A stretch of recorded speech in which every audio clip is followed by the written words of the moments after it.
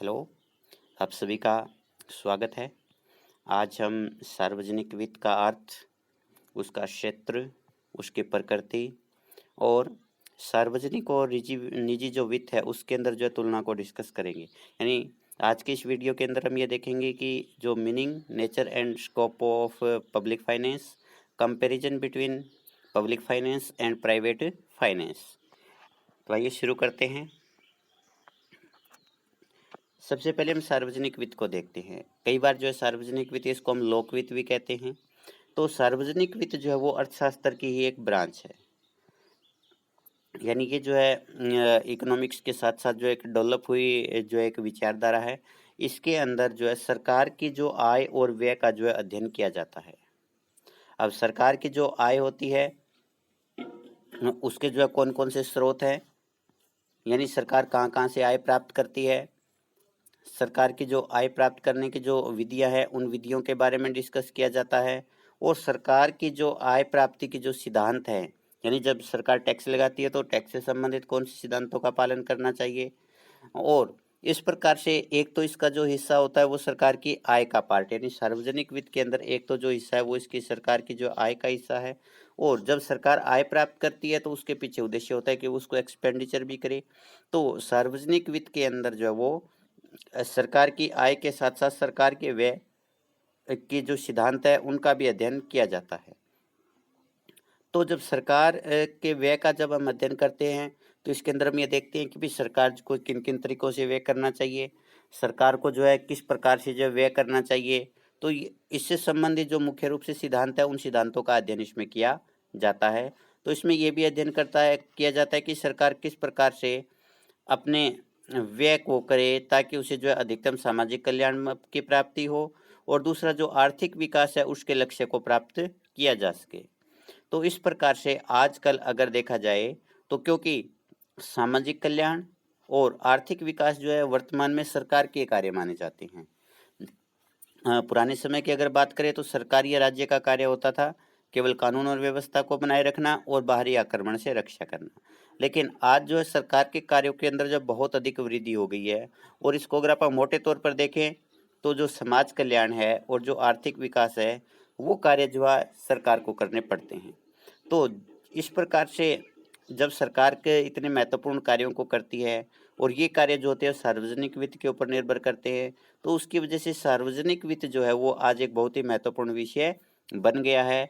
आप कोई भी न्यूज़ हेडलाइन देख लीजिएगा, उसके अंदर जो है सरकार की आय और व्यय के बारे में जो डिस्कस होता है, कोई ना कोई ऐसी न्यूज़ ज़रूर होती है जिसके अंदर सरकार की आय और व्यय को लेकर के सवाल उठाए गए हों या सरकार की आय और व्यय को लेकर के जो है विचार रखे गए हों।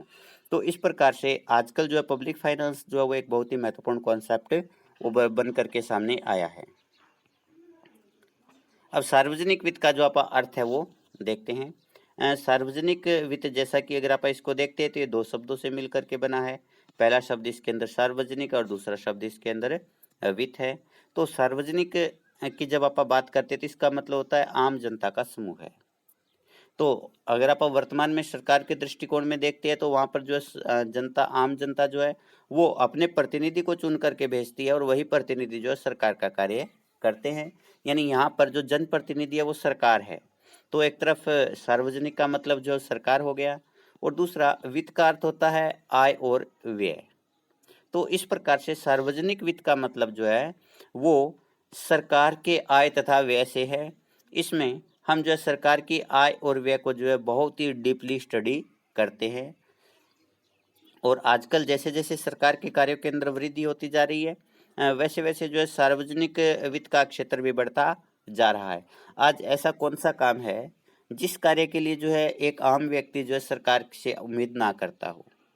जैसे अगर आप प्रेजेंट के अंदर देखें तो जो कोविड 19 की जो पेंडेमिक की सिचुएशन बनी हुई है, इस सिचुएशन के अंदर हर छोटे से छोटे कार्य के लिए जो सरकार की तरफ देखा जा रहा है। खाने पीने की व्यवस्था एक आम आदमी के लिए कौन करेगा? सरकार करेगी। मेडिकल की व्यवस्था कौन करेगा? सरकार करेगी। और भी किसी प्रकार की अगर जनता को असुविधा हो रही है तो उसके लिए जो है सरकार को जिम्मेवार माना जाता है कि भी सरकार को ये कार्य करना चाहिए। तो इस प्रकार से जैसे-जैसे सरकार के कार्यों के अंदर वृद्धि होती जा रही है, वैसे-वैसे जो है सार्वजनिक वित्त या लोक वित्त का जो है वो क्षेत्र या उसका जो महत्व है वो बढ़ता जा रहा है। आज कीमत स्थिरता ये सरकार का कार्य है कि कीमतों के अंदर उतार-चढ़ाव नहीं होना चाहिए।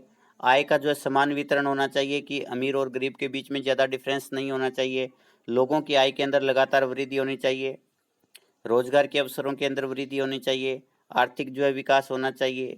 ये जो सारे के सारे कार्य हैं ये सरकार के द्वारा किए जाने हैं, ऐसा माना जाता है। तो इसके कारण जब सरकार के कार्यों के अंदर वृद्धि हो रही है, तो सरकार जो है इन सब कार्यों को जो है लोक वित्त के माध्यम से ही जो है पूरा करती है। अब लोक वित्त के माध्यम से सरकार जो है एक तरफ आय प्राप्त करती है। अब आय प्राप्त करने के सरकार के पास में जो स्रोत है उसमें चाहे ऋण हो, चाहे टैक्स हो, सरकार जो उसको वो भी जो आंख बंद करके आय प्राप्त करने की कोशिश नहीं करती। उसके पीछे भी सरकार का विकासात्मक लक्ष्य होता है। जैसे मान लीजिए सरकार जो होती है वो अमीरों से टैक्स ग्रहण करती है। उसके पीछे उद्देश्य क्या है? आय का समान वितरण होना चाहिए कि अमीरों से उसने जो है टैक्स के रूप में इनकम ली और वो इनकम जो उसने एक्सपेंडिचर कर दी गरीबों के कल्याण के लिए। तो इस प्रकार से सरकार की जो आय और व्यय की जो नीति होती है, उस नीति का जो मुख्य उद्देश्य होता है, वो सरकार के द्वारा सरकार को जिन भी उद्देश्यों को प्राप्त करना है, विकास के उद्देश्य हो, आर्थिक समानता के उद्देश्य हो, रोजगार के उद्देश्य हो, कीमत स्थिरता के उद्देश्य हो, उन सब को प्राप्त करने की सरकार जो कोशिश करती है। तो इस प्रकार जैसे-जैसे समय के साथ-साथ जो सरकार के कार्यों में वृद्धि होती जा रही है, वैसे-वैसे जो है सार्वजनिक वित्त जो उसका अर्थ भी बदलता जा रहा है, उसका जो उद्देश्य भी बदलता जा रहा है और उसका क्षेत्र है वो भी बदलता जा रहा है। डेफिनेशन देखते हैं आप मसग्रेव के अनुसार सार्वजनिक वित्त परंपरागत रूप से उन समस्याओं का अध्ययन है जिनका संबंध सरकार की आय और व्यय प्रक्रिया से है। तो इसके अंदर सरकार की आय प्राप्ति से संबंधित कौन से सिद्धांत है, कौन कौन सी समस्याओं का सामना करना पड़ता है, और जब सरकार व्यय करती है तो उससे संबंधित कौन कौन से सिद्धांत है, और व्यय करते समय भी सरकार को जो किन किन समस्याओं से दो चार होना पड़ता है, वो सारी की सारी चीज़ें जो होती है वो सार्वजनिक वित्त में आती है। फिडले सिराज के अनुसार राजस्व सार्वजनिक संस्थाओं के आय और व्यय से संबंधित सिद्धांतों का अध्ययन है। तो इस प्रकार से ये जो दोनों डेफिनेशन है, इन दोनों डेफिनेशन को अगर अपन निष्कर्ष के तौर पर देखते हैं तो जो पब्लिक फाइनेंस है उसका संबंध जो होता है सरकार की इनकम और सरकार के एक्सपेंडिचर से होता है। तो इसके अंदर हम सरकार के रेवेन्यू और एक्सपेंडिचर की स्टडी करते हैं। इसके बाद है सार्वजनिक वित्त की विशेष सामग्री या क्षेत्र। जब हम विशेष सामग्री की बात करते हैं तो विशेष सामग्री जैसे आप कोई भी बुक उठाइएगा, आपको उसके अंदर जो है सबसे फ्रंट पेज के ऊपर जो आपको विशेष सामग्री मिल जाएगी। तो उस विशेष सामग्री के अंदर यही दिया होता है कि इसके अंदर हम किस किस चीज़ का अध्ययन करेंगे, कौन कौन से टॉपिक का अध्ययन करेंगे। तो इसी प्रकार से अगर किसी भी विषय के आपको विशेष सामग्री के बारे में पूछा जाता है, उसके क्षेत्र के बारे में पूछा जाता है, तो हम यही देखते हैं कि उस सब्जेक्ट के अंदर हम जो किन किन टॉपिक्स को डिस्कस करते हैं, किस किस टॉपिक का उसके अंदर अध्ययन किया जाता है। तो अगर हम सार्वजनिक वित्त के क्षेत्र की बात करते हैं तो सार्वजनिक वित्त का जो संबंध है वो सरकार की आय और व्यय से होता है। आजकल सरकार के आय के जो स्रोत है उनका विकास होने लगा है। पुराने समय के अंदर जो सरकार के पास में केवल एक ही आय का स्रोत था और वो था कर लगाना। वर्तमान के अंदर सरकार के पास में आय के बहुत सारे स्रोत है। सरकार कर लगा सकती है, सरकार अनेक प्रकार के जो है वो बचत पत्र जारी करके लोन ले सकती है या डायरेक्ट जो है लोन ले सकती है। सरकार जो है आंतरिक लोन ले सकती है, सरकार जो है अंतर्राष्ट्रीय स्तर पर भी लोन ले सकती है। इसके अलावा सरकार जो है नए नोट छाप करके भी जो है आय प्राप्त कर सकती है। तो सरकार के जो आय के स्रोत है उसमें जो है लगातार वृद्धि होती जा रही है। और इसके साथ-साथ सरकार के जो कार्य है उसमें भी वृद्धि होती जा रही है। तो जब सरकार की आय का आप अध्ययन करते हैं इसके अंदर, सरकार के कार्यों का आप इसके अंदर अध्ययन करते हैं, तो जैसे-जैसे सरकार की आय से संबंधित स्रोत बढ़ते जा रहे हैं, सरकार के जो कार्य है उसके अंदर वृद्धि होती जा रही है, तो वैसे-वैसे जो है सार्वजनिक वित्त का क्षेत्र भी बढ़ता जा रहा है। जैसे मान लीजिए पहले जो है सरकार का जो एक ही कार्य था कानून व्यवस्था बनाए रखना। तो हम सार्वजनिक वित्त के अंदर केवल कानून व्यवस्था की स्थिति को स्टडी करेंगे कि किस प्रकार से सरकार जो है व्यय करे ताकि कानून और व्यवस्था की स्थिति बने जो वो कायम रह सके, बनी रह सके। अब दूसरा इसके बाद हमने ये देखा कि भी सरकार का जो कार्य आ गया वो कीमत स्थिरता भी आ गया। तो इसका मतलब अब हम कानून व्यवस्था के साथ-साथ इसके अंदर कीमत स्थिरता का भी अध्ययन करेंगे। तो इस प्रकार जैसे-जैसे काम बढ़ते जा रहे हैं वैसे-वैसे जो है सार्वजनिक वित्त का क्षेत्र है वो भी बढ़ता जा रहा है। पुराने समय के अंदर सरकार का जो कार्य था वो केवल कानून और व्यवस्था बनाए रखना था और देश का जो है विदेशी आक्रमण से जो है वो रक्षा करना था। लेकिन आज के समय के अंदर अगर देखा जाए तो ये जो कल्याणकारी राज्य की अवधारणा आई है तब से लेकर सरकार के कार्यों के अंदर बहुत अधिक वृद्धि होती जा रही है और ये वृद्धि जो है लगातार जारी भी है और इसके कारण सार्वजनिक वित्त का जो क्षेत्र है वो लगातार बढ़ता जा रहा है और सार्वजनिक वित्त का क्षेत्र जो आज हम डिस्कस करेंगे कि सार्वजनिक वित्त के क्षेत्र के अंदर हम जो किस किस चीज़ की स्टडी करते हैं। तो आइए सार्वजनिक वित्त का जो क्षेत्र या उसके जो विशेष यामगिरी उसके बारे में देखते हैं। सबसे पहले राजस्व, सार्वजनिक राजस्व का सिद्धांत। राजस्व का मतलब होता है सरकार की आय, रेवेन्यू जिसको आप बोलते हैं। तो सार्वजनिक वित्त में जो सार्वजनिक राजस्व या सरकार की जो आय है उसके सिद्धांतों का अध्ययन किया जाता है। तो सरकार की जो आय होती है वो करों से होती है। तो इसके अंदर जो है वो करों से संबंधित जो सिद्धांत है उनका अध्ययन किया जाता है। उनका वितरण किस कर जो है वो किस किस वर्ग के ऊपर जो वो लगाए जाने चाहिए, यानी करों का वितरण कैसे होना चाहिए, किस किस वर्ग से किस किस समूह से जो किस प्रकार से करों को जो कलेक्ट करना है। दूसरा, जब हमने कर को इम्पोज कर दिया उसके बाद में सरकार के सामने समस्या आती है करों को इकट्ठा करना। तो सार्वजनिक जो राजस्व है का सिद्धांत है उसके अंदर हम ये भी स्टडी करते हैं कि कर को इकट्ठा करने की कौन कौन सी विधियां हैं। इसके अलावा सरकार की जो आय होती है उसका एक स्रोत जो होता है वो घाटे की वित्त व्यवस्था भी होता है। घाटे की वित्त व्यवस्था से अभिप्राय उस अवस्था से है जिसके अंदर सरकार की जो आय होती है वो कम होती है और सरकार का व्यय ज़्यादा होता है। इसका मतलब सरकार को अपने एक्सपेंडिचर के अंदर जो वो घाटा हुआ है, सरकार को व्यय ज़्यादा करना पड़ा है, उसके मुकाबले उसकी इनकम कम हुई है। तो जब इस घाटे को सरकार नए नोट छाप करके पूरा करती है तो उसे जो घाटे की वित्त व्यवस्था कहते हैं। तो सार्वजनिक राजस्व का सिद्धांत तो उसके अंदर घाटे की वित्त व्यवस्था को भी अध्ययन किया जाता है। इसमें यह भी अध्ययन किया जाता है कि राजस्व का कौन सा स्रोत ज़्यादा लाभदायक है। क्या सरकार को कर लगाने चाहिए, क्या सरकार को ऋण लेना चाहिए, क्या सरकार को जो वो घाटे की वित्त व्यवस्था अपनानी चाहिए और इसके अंदर कौन सा जो है वो कम लाभदायक है। तो इसका अध्ययन जो आप सार्वजनिक राजस्व सिद्धांत में करते हैं। इसके साथ साथ जो राजस्व है उसका जो वितरण का प्रभाव है उसका अध्ययन भी सार्वजनिक वित्त के अंदर किया जाता है। वितरण के प्रभाव का मतलब क्या है कि जो आय का बंटवारा है वो क्या अमीरों से गरीबों की तरफ हो रहा है। जब सरकार ने टैक्स लगाए, सरकार ने आय प्राप्त की, क्या उसके कारण जो है सार्वजन जो आय का वितरण है वो गरीबों के पक्ष में हो रहा है या अमीरों के पक्ष में। जैसे मान लीजिए सरकार ने जो है गरीबों के ऊपर कर लगा दिए और सरकार को जो कर से आय प्राप्त हुई उसको उसने अमीरों के कल्याण के ऊपर वो खर्च कर दिया। तो इसके कारण ये जो राजस्व है उस राजस्व के कारण जो है आय का वितरण अब उसमें असमानता और बढ़ेगी। अगर सरकार ने अमीरों के ऊपर टैक्स लगाया और उससे जो इनकम सरकार को प्राप्त हुई, अगर सरकार ने उस इनकम को जो है गरीबों की आय बढ़ाने के ऊपर खर्च किया तो उसके कारण जो है वितरण में समानता आएगी। तो इस प्रकार से जो है वितरण का जो प्रभाव है वो उसका अध्ययन भी जो है वो सार्वजनिक वित्त के अंदर किया जाता है। और मेस्ग्रो जो है उन्होंने सार्वजनिक वित्त की इस शाखा को वितरण शाखा का नाम दिया है। वितरण शाखा का मतलब दो वर्ग है, ए और बी।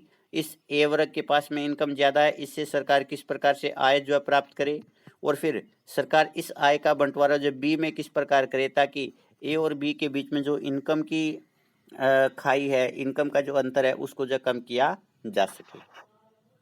तो सबसे पहले हम सार्वजनिक जो वित्त है उसके क्षेत्र के अंदर जो है सार्वजनिक राजस्व का अध्ययन करते हैं। दूसरा इसके अंदर है सार्वजनिक व्यय का सिद्धांत। सरकार का कार्य केवल आय प्राप्त नहीं करना होता, कि ऐसा नहीं कि सरकार जो हर स्रोत से जो इनकम इकट्ठा कर लेगी और इनकम इकट्ठा करने के बाद उसको जो अपने पास जमा करके रखेगी। सरकार का इनकम इकट्ठा करने का उद्देश्य उसको जो एक्सपेंडिचर करना होता है, उसको व्यय करना होता है। व्यय किस प्रकार से करती है उसकी स्टडी जो वो सार्वजनिक वित्त के अंदर की जाती है। तो सार्वजनिक वित्त में एक आय का अध्ययन किया जाता है, तो साथ ही इसमें जो सरकार के व्यय का अध्ययन भी किया जाता है। इसमें ये अध्ययन किया जाता है कि सरकार किस प्रकार विभिन्न उद्देश्यों के लिए धन का वितरण करती है। तो वितरण के अंदर दोनों ही चीज़ों को शामिल किया जाता है। जैसे मिस ग्रोव ने जो है सरकार की आय के हिस्से को वितरण शाखा में शामिल किया, तो व्यय का हिस्सा है वो भी वितरण शाखा में ही है। सरकार किस प्रकार से जो है धन का बंटवारा करे, वितरण करे, यानी अमीरों से जो है किस प्रकार से सरकार जो है वो गरीबों की तरफ इनकम लेकर के जाए। तो सरकार जो व्यय करती है उसमें गरीबों के कल्याण की जो योजनाएं होती हैं उनके ऊपर ज़्यादा एक्सपेंडिचर किया जाता है, ताकि जो गरीब है उनकी इनकम बढ़े और वो भी अमीरों के बराबर आ जाए।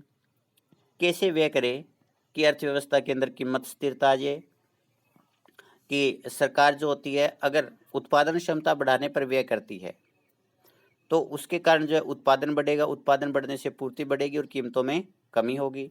तो अगर कीमतों को कम करना है या कीमतों को बढ़ाना है तो उसके लिए सरकार जो है अपने व्यय का प्रयोग करती है एक टूल के रूप में। किस प्रकार से जो है सुरक्षा के ऊपर जो है व्यय किया जाए, यानी युद्ध सामग्री जो है उसकी व्यवस्था किस प्रकार से किया जाए, बजट का कितना हिस्सा जो है उस क्षेत्र को दिया जाए, पूर्ण रोजगार को कैसे प्राप्त किया जाए, आर्थिक विकास का जो लक्ष्य है उसको जो है कैसे प्राप्त करें। तो जब ये सरकार के सामने लक्ष्य, इन सभी लक्ष्यों को जो है ध्यान में रख करके सरकार जो है अपने व्यय को करती है। इसके अलावा सार्वजनिक वित्त जो है उसके अंदर हम ये भी अध्ययन करते हैं कि सरकार के जो कार्य वो लगातार बढ़ते जा रहे हैं। अब सरकार के कार्य जो है वो कौन कौन से बड़े हैं और ये जो कार्य है उसमें लगातार वृद्धि क्यों होती जा रही है। इसी प्रकार सार्वजनिक जो वित्त है उसके अंदर ये भी अध्ययन किया जाता है कि सरकार किस प्रकार से अपना व्यय करे ताकि धन का जो वितरण है वो अमीरों के पक्ष में होने के बजाय गरीबों के पक्ष में हो जाए, क्योंकि अमीरों के पक्ष में तो वर्तमान में है ही। आज भी अगर देखें तो जो देश है उस देश की जो 10% जनसंख्या है टॉप की, उसके पास में 90% संसाधन है, इन 90% संपत्ति उसके पास में है। बाकी जो 90% पॉपुलेशन है उसके पास में जो टोटल जो एसेट्स है उसका केवल 10% आता है। तो इस प्रकार से आय का जो ये वितरण है काफ़ी जो है असमान है। तो सरकार अपने व्यय को किस प्रकार से करे ताकि इस वितरण के अंदर जो वो समानता आए। नेक्स्ट जो है सार्वजनिक ऋण। सार्वजनिक वित्त में सार्वजनिक ऋण का भी अध्ययन किया जाता है। पुराने समय के अंदर सरकार के जो काम थे वो कम होते थे और काम कम होने की वजह से सरकार को जो कर से जो आय प्राप्त होती थी उस आय से सरकार जो उन कम कार्यों को आसानी से पूरा कर सकती थी। लेकिन आजकल अगर देखा जाए तो सरकार के जो कार्य है उन कार्यों के अंदर जो काफ़ी ज़्यादा वृद्धि हो गई है और जब सरकार के कार्य बढ़ गए हैं तो सरकार की जो आय होती है करों से या सरकार की जो कोई भी इंडस्ट्री है उस इंडस्ट्री से उसको प्रॉफिट के रूप में आय प्राप्त होती है, उस आय से जो सरकार सारे कार्य नहीं कर पाती।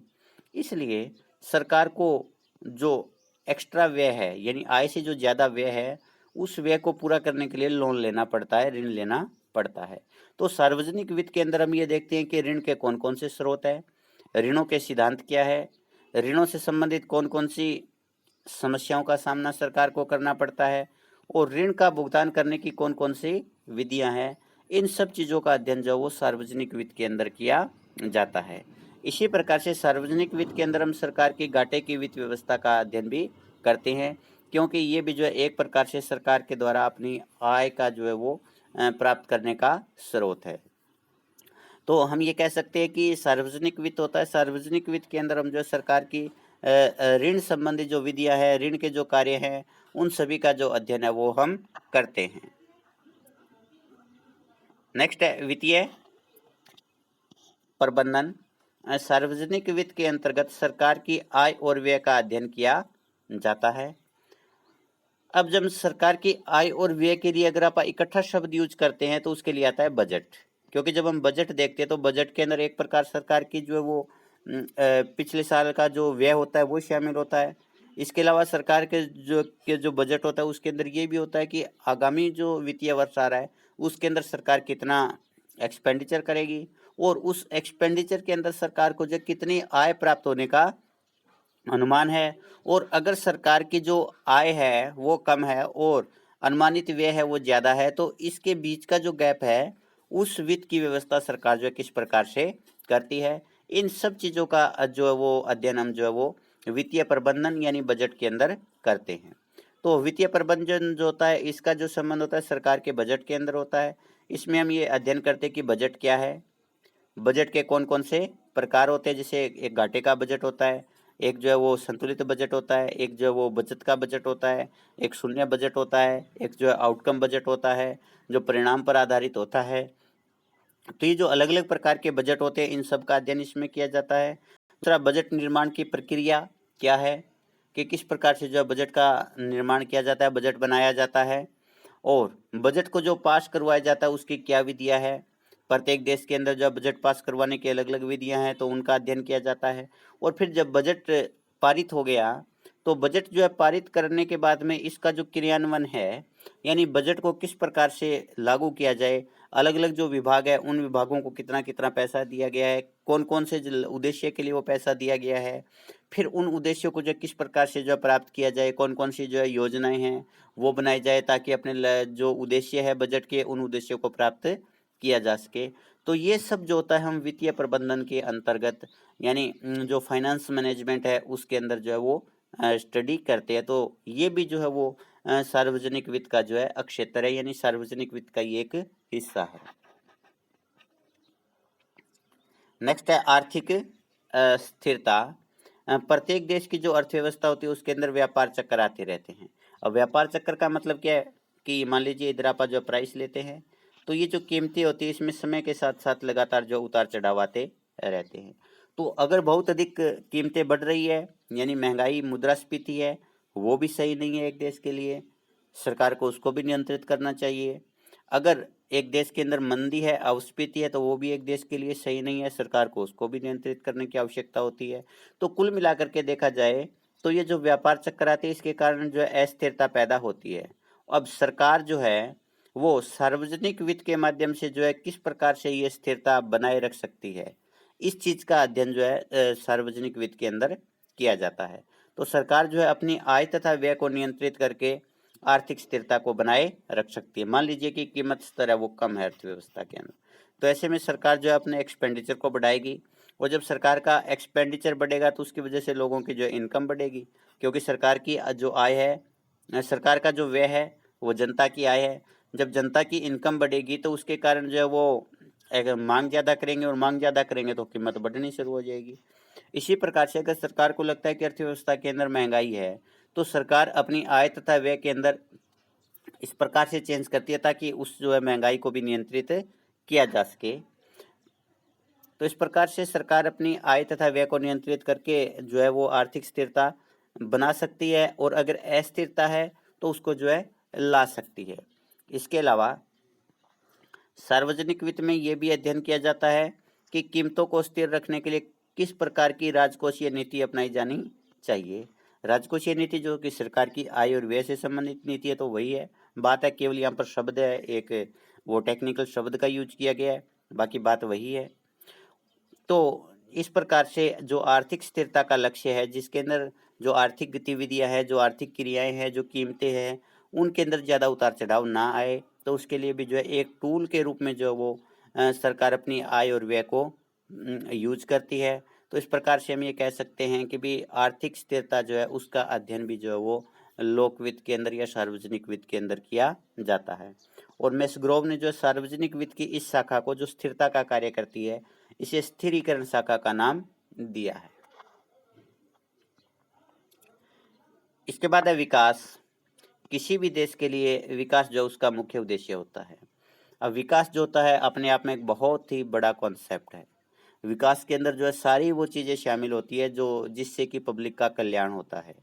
तो सार्वजनिक विकास का जब एक लक्ष्य है वो एक देश का है, और देश को चलाने की जिम्मेवारी सरकार की है, तो इसका मतलब ये जो विकास है देश का, ये जो है सरकार का लक्ष्य है। तो सार्वजनिक वित्त के अंदर ये अध्ययन हम करते हैं कि सरकार को किस प्रकार से व्यय करना चाहिए ताकि विकास के जो लक्ष्य है, जिसके अंदर पूर्ण रोजगार हो सकता है या रोजगार में वृद्धि उसका लक्ष्य हो सकता है, आय समानता, आय में वृद्धि, औद्योगिक विकास, आधारभूत ढांचे का विकास, शिक्षा का विकास, चिकित्सा का विकास, लोगों के लिए यातायात की सुविधाएं, लोगों के लिए पीने के पानी की जो है वो व्यवस्था, ये सारे लक्ष्य हो सकते हैं। तो सार्वजनिक वित्त के अंदर हम ये अध्ययन करते हैं कि सरकार जो है इन सब उद्देश्यों को किस प्रकार से प्राप्त कर सकती है। नेक्स्ट है संघीय वित्त।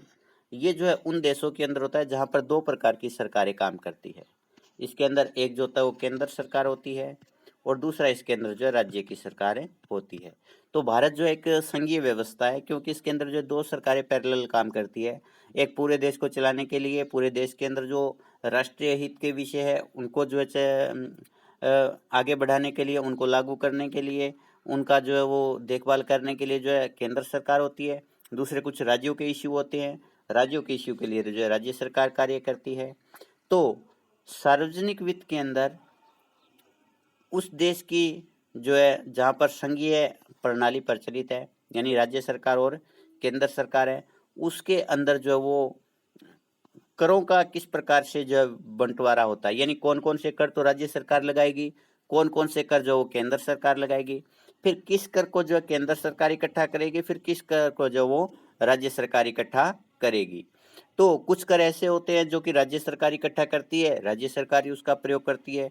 कुछ कर ऐसे होते हैं जिनका केंद्र सरकार पर इकट्ठा करती है और उनका प्रयोग भी केंद्र सरकार करती है। कुछ कर ऐसे होते हैं जिनका जो है एकत्रीकरण केंद्र के सरकार के द्वारा किया जाता है, लेकिन उसका जो है कुछ हिस्सा जो है राज्य सरकारों को बांट दिया जाता है या सारा हिस्सा राज्य सरकारों को दे दिया जाता है।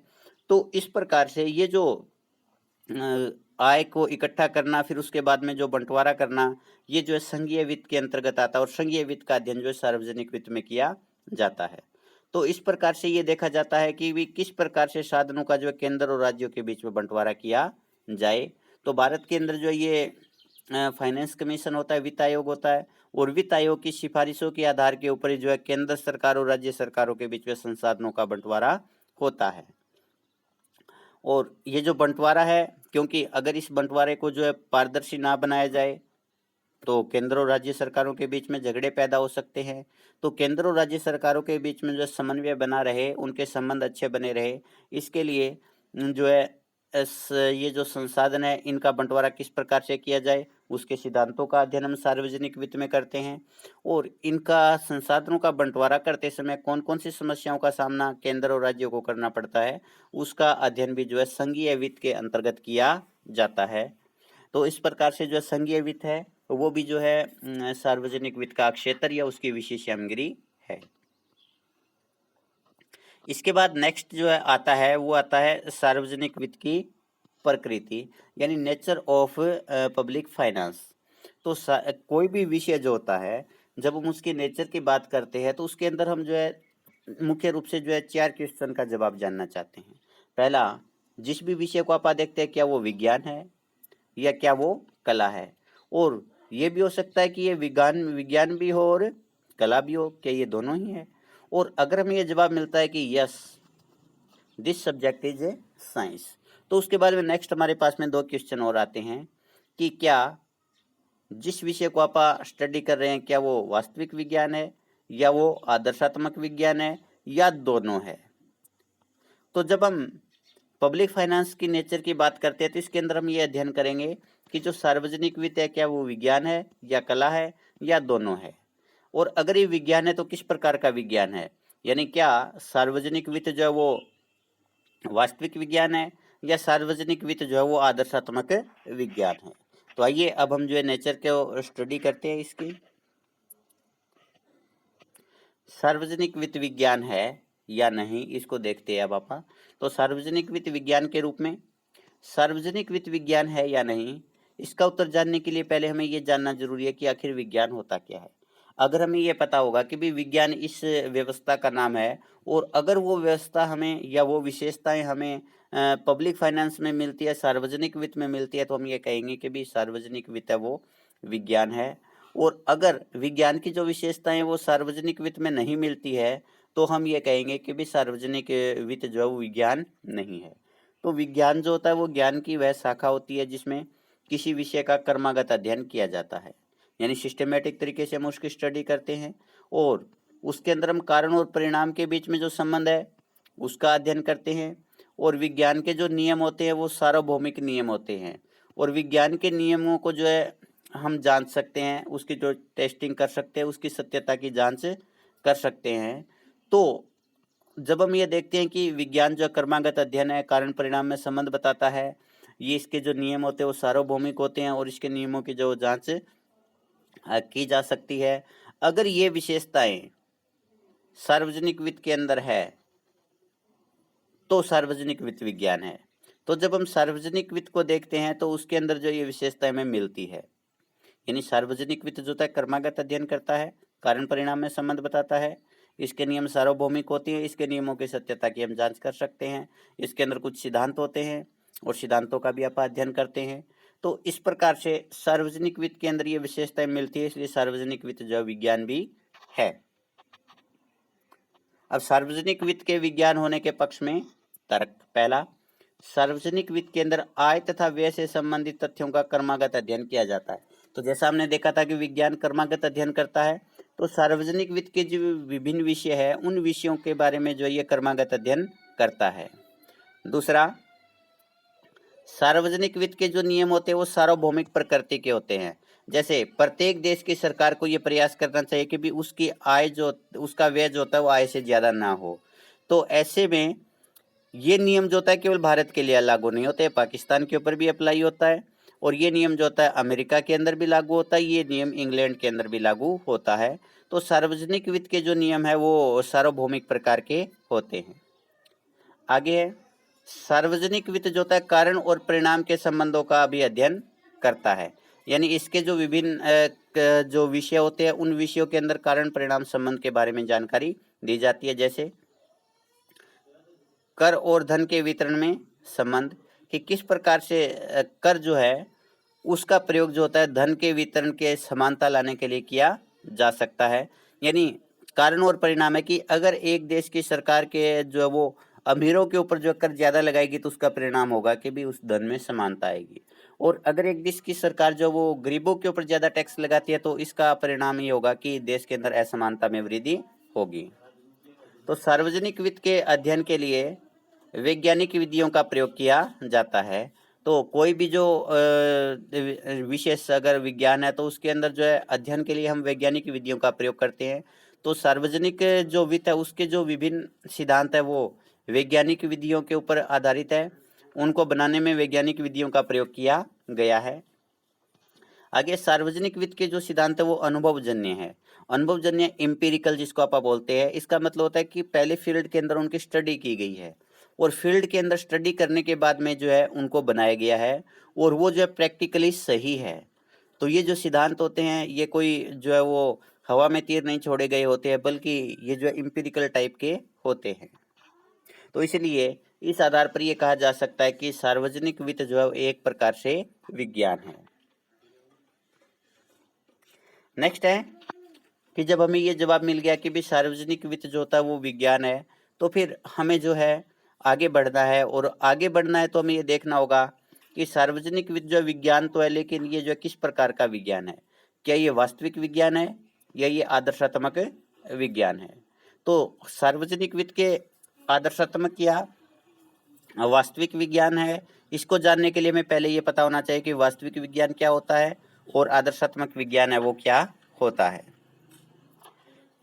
तो सार्वजनिक वित्त वास्तविक विज्ञान के रूप में, वास्तविक विज्ञान वह विज्ञान होता है जिसमें हम केवल ये वास्तविक स्थितियों का अध्ययन करते हैं। इसके अंदर ये होता है कि क्या है, क्या था और क्या होगा इसके बारे में पता चलता है।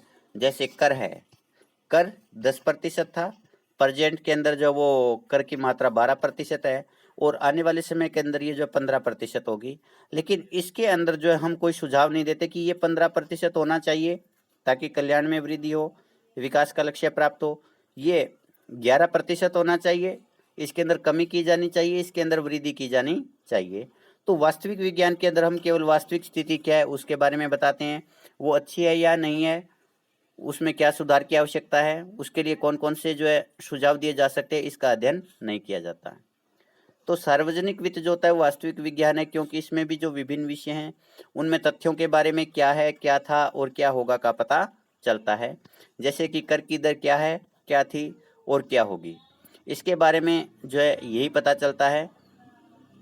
इसी प्रकार से जो है हम ऋण की स्थिति के बारे में पता कर सकते हैं कि एक देश की सरकार के ऊपर कितना ऋण था पहले, वर्तमान में कितना ऋण है और आने वाले समय के अंदर जो सरकार के ऊपर जो है क्या क्या ऋण रहने वाला है।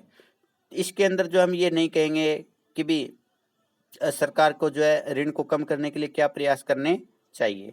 तो इस प्रकार से ये देखा जाए तो सार्वजनिक जो वित्त है वो एक वास्तविक विज्ञान है, क्योंकि इसमें सार्वजनिक वित्त से संबंधित विभिन्न जो विषय है उन विषयों के बारे में वास्तविक जानकारी जो वो दी जाती है। नेक्स्ट है सार्वजनिक वित्त आदर्शात्मक विज्ञान। सार्वजनिक वित्त जो है आदर्शात्मक विज्ञान भी है। तो पहले हम ये देखते हैं कि भी आदर्शात्मक विज्ञान क्यों है ये। तो आदर्शात्मक विज्ञान जो होता है वो विज्ञान होता है जिसके अंदर क्या है, क्या था और इसके साथ साथ जो है आने वाले समय में क्या होना चाहिए, और जहाँ पर चाहिए होता है वहाँ पर हम जो है अपने सुझाव शामिल करते हैं। तो सार्वजनिक वित्त के अंदर जो है वो आदर्शात्मक विज्ञान के अंदर जो है ये भी अध्ययन किया जाता है कि विभिन्न प्रकार के जो इकोनॉमिक पैरामीटर्स है उन पैरामीटर्स के अंदर जो वो क्या परिवर्तन करना चाहिए, उन पैरामीटर्स की जो है क्या वैल्यू आने वाले समय में होनी चाहिए, ताकि एक देश के जो सार्वजनिक वित्त के लक्ष्य है जैसे आर्थिक विकास है, कीमत स्थिरता है, कल्याण है, रोजगार में वृद्धि है, ये जो है प्राप्त किए जा सके। तो आदर्शात्मक विज्ञान वह विज्ञान है जो क्या है, क्या था, के साथ साथ क्या होगा, क्या होना चाहिए, इसके बारे में बताता है। तो इस प्रकार से आदर्शात्मक विज्ञान जो होता है विभिन्न जो समस्या है उनके समस्याओं के समाधान के बारे में सुझाव देता है। तो सार्वजनिक वित्त जो वो आदर्शात्मक विज्ञान भी है, क्योंकि ये क्या था, क्या है के साथ साथ विभिन्न समस्याओं के बारे में समाधान भी बताता है। जैसे कि कर की दरें क्या थी, क्या है, और देश के विकास के लिए इसमें क्या परिवर्तन होना चाहिए।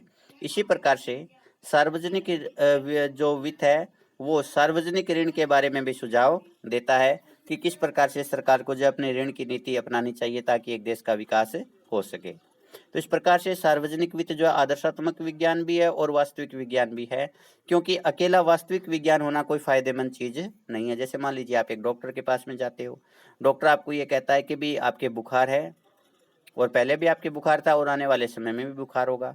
तो उस डॉक्टर के पास जाने का आपको कोई विशेष लाभ नहीं होता है जब तक डॉक्टर जो है उस बुखार की समस्या का समाधान आपको न बताए कि आने वाले समय के अंदर आप कौन सी नीति अपनाओ, कौन सी दवाई ले, कौन सा तरीका अपनाओ ताकि आपकी बुखार दूर हो जाए। तो इस प्रकार से समस्या के समाधान के बारे में जब तक हमें पता नहीं चलता है तब तक वो स्थिति हमारे लिए आदर्श स्थिति नहीं हो सकती। तो सार्वजनिक वित्त जो होता है केवल वास्तविक स्थिति नहीं बताता बल्कि विभिन्न प्रकार की जो समस्या है उन समस्याओं के बारे में समाधान भी प्रस्तुत करता है। तो इसलिए सार्वजनिक वित्त जो है वो आदर्शात्मक विज्ञान भी है और सार्वजनिक वित्त जो है वास्तविक विज्ञान भी है, यानी ये दोनों प्रकार का विज्ञान है। नेक्स्ट है सार्वजनिक वित्त कला के रूप में। सार्वजनिक वित्त कला है या नहीं, इसके लिए पहले हमें कला के बारे में जानना जरूरी है कि व्हाट इज एन आर्ट। कला होती क्या है। जब ज्ञान का प्रयोग किसी भी समस्या के समाधान के लिए किया जाता है तो वह ज्ञान कला बन जाता है। अब हमने देखा था कि भी सार्वजनिक वित्त जो है उसके अंदर बहुत सारे सिद्धांत है और जब उन सिद्धांतों का प्रयोग मानवीय समस्याओं के समाधान के लिए किया जाता है तो सार्वजनिक वित्त जो है कला के रूप में हमारे सामने आएगा। तो सार्वजनिक वित्त का प्रयोग भी जो है अनेक प्रकार की समस्याओं के समाधान के लिए और नीति निर्माण में किया जाता है। जिस प्रकार से सरकार की आय और व्यय की जानकारी के आधार के ऊपर पूर्ण रोजगार की प्राप्ति की नीति बनाई जाती है। इसी प्रकार से सार्वजनिक वित्त के सिद्धांतों का प्रयोग जो है विकास के लिए किया जाता है। तो हम ये कह सकते हैं कि सार्वजनिक जो वित्त है इसके जो विभिन्न प्रकार के सिद्धांत है, विभिन्न प्रकार के इसके जो नियम है, उन नियमों का, उन सिद्धांतों का प्रयोग जो है विभिन्न प्रकार की समस्याओं के समाधान में किया जाता है। इसलिए सार्वजनिक वित्त जो है वो विज्ञान के साथ साथ कला भी है। बजट का निर्माण, कर का निर्धारण, ये जो है सार्वजनिक वित्त के कला के ही उदाहरण है, क्योंकि बजट निर्माण के द्वारा हम अनेक प्रकार की समस्याओं का समाधान करते हैं। कर का निर्धारण भी हम बहुत सारी समस्याओं के समाधान के लिए करते हैं। तो इस प्रकार से ये जो है ज्ञान का प्रयोग समस्या समाधान में किया गया है। तो निष्कर्ष के रूप में देखा जाए तो हम ये कह सकते हैं कि सार्वजनिक वित्त जो विज्ञान भी है और सार्वजनिक वित्त है वो कला भी है। जब ये सिद्धांतों का निर्माण करता है तो ये विज्ञान है, और जब इन सिद्धांतों का प्रयोग समस्याओं के समाधान के लिए किया जाता है तो ये कला बन जाता है। तो इस प्रकार से सार्वजनिक वित्त जो है कला और विज्ञान दोनों है। नेक्स्ट है सार्वजनिक वित्त और निजी वित्त में तुलना। सार्वजनिक वित्त जो होता है वो सरकार की आय और व्यय से संबंधित होता है, वहीं निजी वित्त जो होता है किसी एक निजी व्यक्ति या निजी संस्था की आय और व्यय से संबंधित होता है। तो सार्वजनिक वित्त और निजी वित्त के अंदर जब हम देखते हैं तो उसके अंदर कुछ तो समानताएं पाई जाती है और कुछ उनके अंदर अंतर पाए जाते हैं। तो इन दोनों में जो है तुलना जब हम करते हैं तो दोनों ही चीज़ों को हम जो डिस्कस करते हैं कि तुलना के अंदर जो दोनों के अंदर समानता भी देखी जाती है और उन दोनों के बीच में जो डिफरेंस है उसको भी देखा जाता है। तो आइए अब हम जो है पहले समानता देखते हैं दोनों के बीच में और उसके बाद दोनों के बीच में अंतर देखते हैं। तो पहले दोनों में समानता, पहला क्या है, आय और व्यय में संतुलन। एक तो व्यक्ति है राम और एक है देश की सरकार। यानी ये जो है निजी वित्त का उदाहरण है, ये जो सार्वजनिक वित्त का उदाहरण है। राम भी नहीं चाहता कि भी उसकी जो इनकम है वो कम हो और उसका एक्सपेंडिचर ज़्यादा हो, और सरकार भी जो नहीं चाहती कि भी उसकी इनकम कम हो और उसका एक्सपेंडिचर ज़्यादा हो। यानी दोनों का ये उद्देश्य होता है कि आय और व्यय के अंदर समानता बनी रहे, कि एक व्यक्ति चाहता है कि भी वो उतना ही एक्सपेंडिचर करे जितनी उसकी आय है, और इसी प्रकार से एक देश की सरकार भी ये चाहती है कि भी उसका एक्सपेंडिचर जो होता है उसकी आय के दायरे में ही रहे। तो दोनों का ये प्रयास होता है कि भी उनके जो पाँव है वो रिजाई में ही रहे, कि वो जो है अपनी आय से ज़्यादा व्यय ना करे। तो ये दोनों में जो वो समानता है। हालांकि वो ऐसा कर पाते या नहीं कर पाते, इट्स ए डिफरेंट मैटर, लेकिन दोनों का प्रयास ये होता है कि भी आय और व्यय के बीच में जो है समानता बनी रहे। नेक्स्ट है अधिकतम संतुष्टि। जब एक व्यक्ति व्यय करता है तो उसका प्रयास होता है कि वो अपने उस निजी व्यय के कारण ज़्यादा से ज़्यादा संतुष्टि प्राप्त करें, और इसी प्रकार से एक देश की सरकार भी इस प्रकार से जो है व्यय करती है ताकि ज़्यादा से ज़्यादा जो समाज कल्याण में वृद्धि हो। तो दोनों का ही जो प्रयास यही होता है कि भी अधिकतम संतुष्टि के स्तर पर पहुंचा जाए। तो सार्वजनिक वित्त और निजी वित्त के अंदर एक और ये समानता है कि दोनों का उद्देश्य अधिकतम संतुष्टि प्राप्त करना है। नेक्स्ट है आर्थिक परिवर्तनों का प्रभाव। निजी व्यक्ति के जो आय और व्यय होती है और जो सरकार का जो आय और व्यय होता है, दोनों के ऊपर जो है आर्थिक परिवर्तनों का एक समान प्रभाव पड़ता है। जैसे मान लीजिए कि भी अर्थव्यवस्था के अंदर कीमत स्तर में वृद्धि होगी, मुद्रास्फीति आ गई। अब मुद्रास्फीति के अंदर एक व्यक्ति जो होता है उसने जो योजना बनाई थी कोई भी वस्तु खरीदने की, कोई सामान बनाने की, कंस्ट्रक्शन की, उसका जो व्यय वो बढ़ जाएगा। इसी प्रकार से जब एक देश के सरकार की व्यय को भी आप देखते हैं तो जब अर्थव्यवस्था के अंदर तेजी आती है तो एक सरकार की व्यय के अंदर भी वृद्धि होती है, क्योंकि अब उसे अपनी उन योजनाओं को पूरा करने के लिए पहले से ज़्यादा जो है व्यय करना पड़ेगा। तो इस प्रकार से जो होता है मुद्रास्फीति के अंदर दोनों की व्यय में वृद्धि होगी, और अगर मुद्रा अस्फीति आती है तो दोनों की एक्सपेंडिचर के अंदर जो पहले से कमी आएगी। तो इस प्रकार से ये जो आर्थिक परिवर्तन होते हैं, आर्थिक परिवर्तनों का दोनों के ऊपर जो है एक जैसा प्रभाव पड़ता है। नेक्स्ट है उधार की क्षमता। एक जो व्यक्ति होता है उसके अंदर भी जो उधार लेने की क्षमता होती है, कि वो भी जो है बैंकों से या दूसरे जो व्यक्ति होते हैं उनसे जो है उधार लेकर के जो है अपने व्यय को पूरा कर सकता है। इसी प्रकार से एक देश की सरकार के अंदर भी जो उधार लेने की क्षमता होती है। एक देश की सरकार जो होती है वो भी जो है आंतरिक और बाह्य दोनों स्रोतों से जो उधार ले सकती है। तो उधार लेने की क्षमता जो होती है दोनों के अंदर पाई जाती है। हालांकि उसकी जो मात्रा है वो अलग अलग हो सकती है। देश की सरकार के पास में उधार लेने की क्षमता ज़्यादा होती है, लेकिन एक व्यक्ति के अंदर उधार लेने की क्षमता उतनी ज़्यादा नहीं होती, लेकिन फिर भी दोनों के अंदर जो उधार लेने की क्षमता अवश्य पाई जाती है। नेक्स्ट है दुरुपयोग की संभावना। ये भी दोनों के अंदर एक समानता है कि एक निजी व्यक्ति ने जो उधार लिया, जैसे वो बैंक से लोन लेता है कि भी मुझे जो है खेत के अंदर जो ट्यूबवेल लगाना है। अब उसने जो ट्यूबवेल लगाने के बजाय उस पैसे को जो जुए में उड़ा दिया, सट्टे में लगा दिया, दारू में जो उस पैसे को व्यय कर दिया, तो वो जो उस पैसे का दुरुपयोग है। इसी प्रकार से एक देश की जो सरकार होती है उसका जो पैसा होता है उसका भी दुरुपयोग हो सकता है। जैसे हम देखते हैं कि भ्रष्टाचार के बहुत सारे एग्जाम्पल हमारे सामने आते हैं। तो भ्रष्टाचार के जो उदाहरण हैं वो पैसे का दुरुपयोग ही तो है।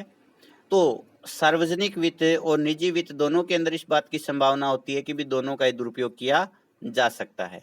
तो ये भी दोनों के अंदर एक समानता है। नेक्स्ट है ऋणों का भुगतान। सार्वजनिक क्षेत्र जो होता है वो भी ऋण ले सकता है और निजी क्षेत्र जो होता है वो भी ऋण ले सकता है। तो दोनों के अंदर ऋण लेने की क्षमता होती है, दोनों ऋण ले सकते हैं, लेकिन दोनों को ऋणों का भुगतान करना जो वो अनिवार्य है। ऐसा नहीं है कि भी एक निजी व्यक्ति है वो तो ऋण का भुगतान करेगा, लेकिन सरकार, क्योंकि वो तो सर्वोसर्वा है, वो तो जो है एक देश के अंदर जो वो सबसे बड़ी बॉडी है, उसके ऊपर तो जो वो किसी प्रकार का कोई जो कंट्रोल पब्लिक का ज़्यादा नहीं होता। तो ऐसे में वो जो ऋण देने से मना कर दे कि भाई मैं तो आपसे जो ऋण लिया उसका भुगतान नहीं करूँगा। ऐसा नहीं है, सरकार को भी अपने द्वारा लिए गए ऋण का भुगतान करना ज़रूरी होता है और एक निजी व्यक्ति को भी अपने द्वारा लिए गए ऋण का भुगतान करना ज़रूरी होता है। तो ये दोनों के अंदर जो वो समानता है। नेक्स्ट है ब्याज का भुगतान।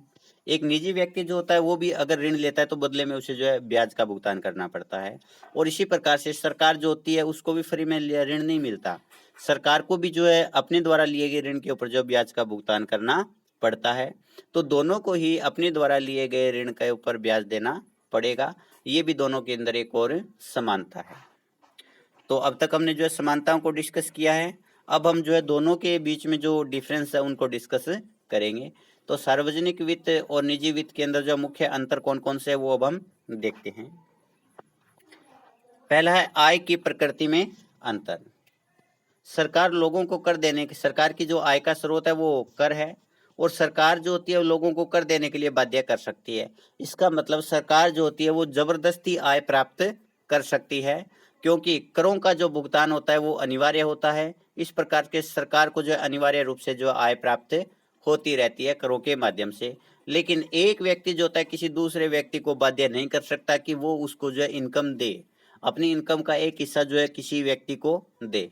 लेकिन सरकार जो होती है व्यक्तियों को बाधित कर सकती है कि एक अपनी इनकम का एक हिस्सा जो कर के रूप में भुगतान करे सरकार को, लेकिन एक निजी व्यक्ति जो दूसरे व्यक्तियों को ऐसा करने के लिए बाध्य नहीं कर सकता। तो इस प्रकार से सार्वजनिक आय तथा निजी आय की जो प्रकृति है उसके अंदर अंतर होता है। सार्वजनिक आय की जो प्रकृति अनिवार्य होती है, क्योंकि सरकार को जो करों के रूप में आय होती है वो उसका भुगतान करना अनिवार्य होता है, लेकिन निजी व्यक्ति जो है किसी दूसरे व्यक्ति को इस प्रकार का भुगतान करने के लिए बाध्य नहीं कर सकता। नेक्स्ट है ऋण की प्रकृति में अंतर। हालांकि पीछे हमने समानताओं में देखा था कि दोनों को के अंदर ऋण लेने की क्षमता होती है, लेकिन दोनों की जो ऋण की नेचर है वो अलग अलग होती है। सरकार लोगों को उसे ऋण देने के लिए बाध्य कर सकती है कि कई बार जो होती है सरकार जो ये एक प्रकार से हमारी जो बचत है, सरकार हमारे लिए जो है बचत अनिवार्य कर देती है। जैसे सरकार ने पीछे किया था कि भी एक व्यक्ति को जो है अपने अकाउंट के अंदर मिनिमम बैलेंस रखना आवश्यक है। अब सरकार जो है जो मिनिमम बैलेंस जिसको अपन निकलवा ही नहीं सकते वो सरकार जो है लोन ले सकती है बैंक से और उसके ऊपर हमें ब्याज देती रहेगी। तो इस प्रकार से सरकार जो होती है वो लोगों को उसे ऋण देने के लिए बाध्य कर सकती है, लेकिन एक व्यक्ति जो होता है वो दूसरे व्यक्ति को ऋण देने के लिए बाध्य नहीं कर सकता। जैसे राम है, उसे श्याम से उधार लेना है तो बाय रिक्वेस्ट ही ले सकता है, और श्याम को जो उसे उधार देने के लिए बाध्य नहीं कर सकता। लेकिन एक सरकार जो होती है वो राम और श्याम दोनों को बाध्य कर सकती है कि सरकार को उसे जो ऋण देना ही देना पड़ेगा। दूसरा, इनके जो स्रोत होते हैं ऋणों के उनमें भी अंतर पाया जाता है। सरकार जो है आंतरिक और बाह्य दोनों स्रोतों से ऋण ले सकती है। आंतरिक स्रोत देश के अंदर पब्लिक है, देश के अंदर बैंक है, उनसे लोन ले सकती है। और बाह्य स्रोत का मतलब अंतर्राष्ट्रीय संस्थाएं हैं, जैसे विश्व बैंक है, IMF है या कोई देश है, सरकार जो वहां से भी लोन ले सकती है। लेकिन एक व्यक्ति जो है विदेशों से लोन नहीं ले सकता। एक व्यक्ति जो होता है वो केवल ऋण के जो आंतरिक स्रोत है उन्हीं का ही प्रयोग कर सकता है, वो दूसरे देशों से उधार नहीं ले सकता, या अंतर्राष्ट्रीय संस्थाएं हैं उनसे उधार नहीं ले सकता। नेक्स्ट है आय और व्यय के संबंध में अंतर। अब देखिए सरकार जो होती है पहले अपने व्यय का अनुमान लगाती है। जैसे मान लीजिए सरकार ने कोई भी जो है योजना बनाई, अब उस योजना के ऊपर सरकार ने देखा कि भी 100 करोड़ रुपए खर्च होने हैं, कि सरकार को एक हाईवे बनाना है और उस सरकार के हाईवे के ऊपर 100 करोड़ खर्च होगा। अब उसके बाद सरकार देखेगी कि वो 100 करोड़ कहाँ से प्राप्त करे, किस प्रकार से प्राप्त करे। तो इस प्रकार से सार्वजनिक जो वित्त होता है उसके अंदर पहले जो है एक्सपेंडिचर की योजना बनती है और फिर उस एक्सपेंडिचर के अनुसार जो है आय प्राप्ति के स्रोत ढूंढे जाते हैं, आय की व्यवस्था की जाती है। इसके विपरीत अगर आप एक निजी वित्त की बात करते हैं तो एक जो व्यक्ति होता है उसे पहले अपनी आय का अनुमान लगाना पड़ता है और फिर उसी आय के अनुसार जो उसे अपने व्यय करना पड़ता है। तो दोनों की जो प्रकृति है आय और व्यय की, उसके अंदर अंतर है। सरकार पहले व्यय का अनुमान लगाती है, फिर उससे संबंधित आय की व्यवस्था करती है। एक जो निजी व्यक्ति होता है वो पहले अपने आय को देखता है, फिर उसी के अनुसार जो है अपने एक्सपेंडिचर के निर्णय लेता है। नेक्स्ट जो होता है आय की लोच में अंतर। एक सरकार की जो आय होती है वो ज्यादा लोचदार होती है। ज्यादा लोचदार होने का मतलब ये है कि सरकार अपनी आय को इच्छा अनुसार घटा और बढ़ा सकती है। जैसे सरकार ने टैक्स कम कर दिए, इनकम कम हो गई। सरकार ने टैक्स बढ़ा दिए, इनकम ज्यादा हो गई। इसी प्रकार से सरकार जो होती है तुरंत नए नोट छपवा सकती है, उसकी इनकम बढ़ जाएगी। इसी प्रकार से सरकार जो होती है आसानी से जो है लोन ले सकती है, उसकी इनकम बढ़ जाएगी। जब चाहे तब लोन को जो है जो पे कर सकती है, तो उससे उसकी इनकम में कमी हो जाएगी। लेकिन एक व्यक्ति के लिए अपनी इच्छा अनुसार जो है आय में वृद्धि करना संभव नहीं होता कि आज जो है मैं चाहूँ कि भी मेरी इनकम बढ़ करके जो वो 2 करोड़ हो जाए, तो ये पॉसिबल नहीं है। लेकिन सरकार अगर आज चाहे कि उसकी इनकम जो बढ़े, तो तुरंत टैक्स बढ़ा करके अपनी इनकम को बढ़ा सकती है। तो इस प्रकार से एक व्यक्ति की आय जो होती है वो कम लोचदार होती है, और सरकार यानी सार्वजनिक वित्त के अंदर जो सरकार की आय होती है वो जो होती है ज्यादा लोचदार होती है। नेक्स्ट है व्यय की प्रकृति में अंतर। एक जो निजी व्यक्ति होता है वो जो अपना व्यय करता है वो अपनी आदत, रुचि और रीति रिवाज के अनुसार व्यय करता है। लेकिन एक जो सरकार होती है जो सार्वजनिक वित्त को कंट्रोल करती है, तो सार्वजनिक व्यय जो सरकार करती है वो उसकी नीति के ऊपर निर्भर करता है। वो उसकी आदत, रीति रिवाज, रुचि इनके ऊपर निर्भर नहीं करता। जैसे सरकार निर्धनता दूर करना चाहती है, तो निर्धनता दूर करने के लिए जो नीति अपनाएगी उसके ऊपर सरकार को उसी के अनुसार व्यय करना पड़ेगा। सरकार बेरोजगारी को दूर करना चाहती है, तो सरकार रोजगार के अवसरों को पैदा करने के लिए जो नीति अपनाएगी उसी के अनुसार सरकार को व्यय करना पड़ेगा। इसी प्रकार से सरकार जो विकास को प्राप्त करना चाहती है, तो विकास की जो नीति होती है उस नीति के अनुसार जो है सरकार को एक्सपेंडिचर करना पड़ेगा। तो इस प्रकार से निजी जो व्यय होता है वो एक व्यक्ति की इच्छा, रुचि, आदतों पर निर्भर करता है। लेकिन जो सार्वजनिक व्यय होता है वो सरकार की जो है सार्वजनिक विकास की नीति के ऊपर निर्भर करता है। तो दोनों में ये अंतर है। नेक्स्ट होता है गोपनीयता में अंतर। एक जो निजी व्यक्ति होता है वो अपनी आय तथा व्यय से संबंधित जो जो डाटा होते हैं उनको छिपा करके रखता है, और ज्यादातर जो वास्तविक जो आय और व्यय होती है उसके बारे में एक निजी व्यक्ति जो होता है उनको वो सार्वजनिक नहीं करता, कि प्रत्येक व्यक्ति के सामने जो उनको वो नहीं रखता। लेकिन सरकार के लिए जो सार्वजनिक वित्त होता है उसको सार्वजनिक करना अनिवार्य होता है। तो प्रत्येक व्यक्ति जो होता है वो पोर्टल के ऊपर जाकर के सरकार का जो पब्लिक डोमेन है उसमें जाकर के जो है सारी की सारी सरकार की आय और व्यय के बारे में जानकारी प्राप्त कर सकता है। तो सार्वजनिक वित्त के अंदर गोपनीयता नहीं होती, जबकि निजी वित्त के अंदर जो है पूरी तरह से गोपनीयता को बनाए रखा जाता है। और ये व्यक्ति जो होता है अपनी इच्छा अनुसार करता है। किसी भी व्यक्ति को जो होता है दूसरा व्यक्ति उसकी आय और व्यय के बारे में जो है डाटा डिस्क्लोज करने के लिए नहीं कह सकता। लेकिन एक सरकार को जो होता है कोई भी व्यक्ति जो है उसकी आय और व्यय के बारे में जानकारी हासिल करने का अधिकार रखता है। नेक्स्ट है ऑडिट संबंधी अंतर।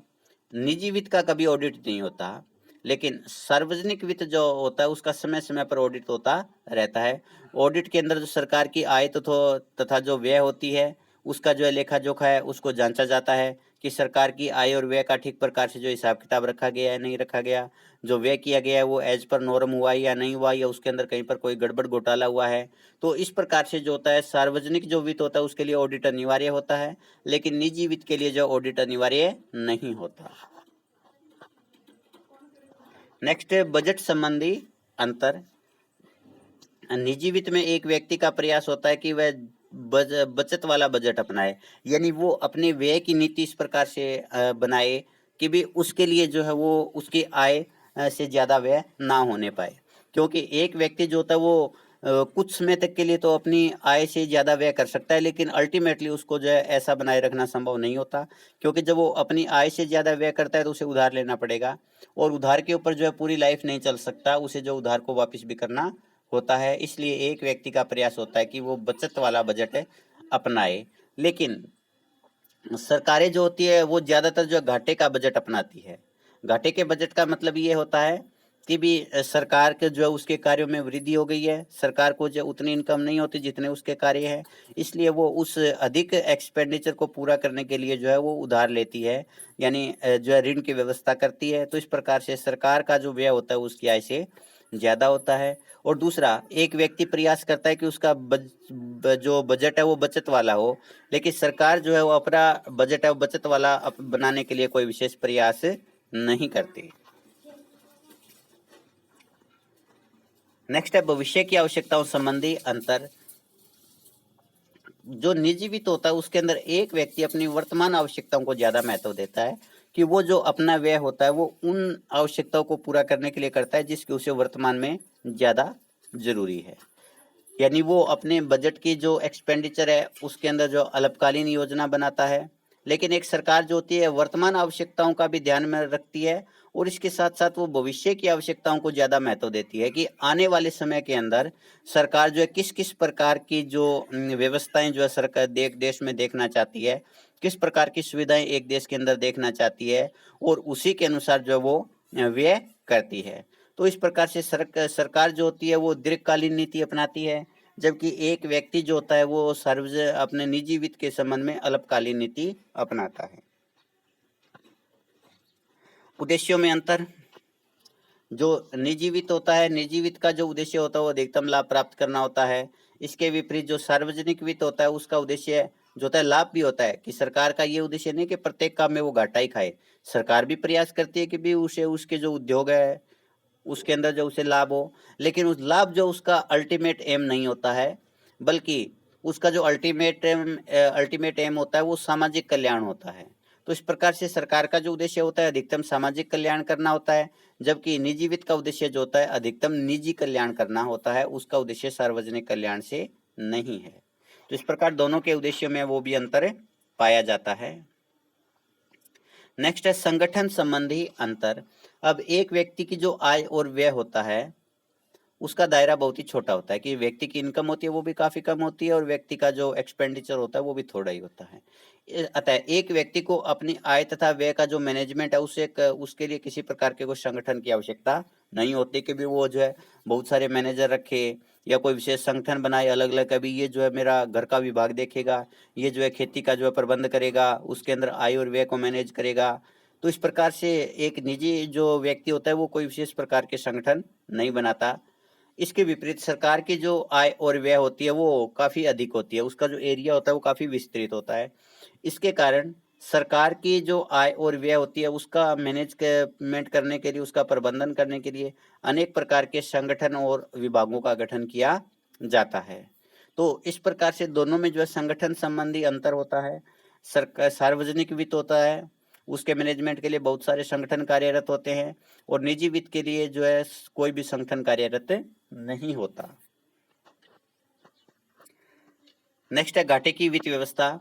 सार्वजनिक वित्त में व्यय के आय से अधिक होने के ऊपर सरकार जो होती है नए नोट छाप करके उस घाटे को पूरा कर सकती है, लेकिन एक निजी व्यक्ति जो होता है उसके पास में इस प्रकार की व्यवस्था नहीं होती। यानी एक निजी व्यक्ति जो होता है वो किसी प्रकार से नए नोटों की छपाई नहीं कर सकता, तो ये सुविधा जो उसे प्राप्त नहीं होती। तो दोनों के अंदर ये भी अंतर है कि सार्वजनिक वित्त के अंदर जो है घाटे की वित्त व्यवस्था को अपनाया जा सकता है, लेकिन निजी वित्त के अंदर जो घाटे की वित्त व्यवस्था के लिए कोई जगह नहीं होती। नेक्स्ट होता है दिवालियापन। एक व्यक्ति जो होता है, पहले तो अपन दिवालियापन का अर्थ जानते हैं कि कोई भी व्यक्ति है उस व्यक्ति ने जो है वो उधार लिया।